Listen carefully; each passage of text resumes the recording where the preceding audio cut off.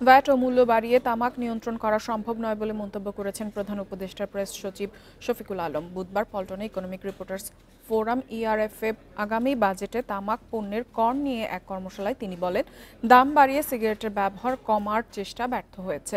এই ঈদে জামা জুতো অ্যাক্সেসরিজের ডিসকাউন্ট।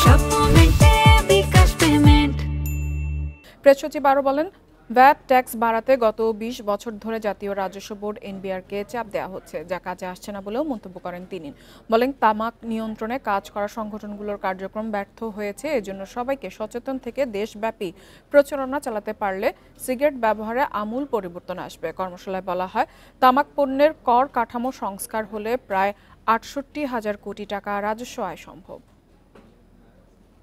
এনবিআরকে আমরা অ্যাক্টিভিজম করি, প্রতি বছর আসলে ভাই একটু 10% ট্যাক্স বাড়িয়ে দেন, 15% দিয়ে দেন, but it is not working. এমন কিছু আবিষ্কার করব যার ফলে বাংলাদেশের থেকে টোবাকো স্মোকিং চিরতরে চলে যাবে। আমার আর এনবিআর এর দুয়ারে দুয়ারে যে নকিং করতে হবে না যে এবার ট্যাক্স বাড়াও।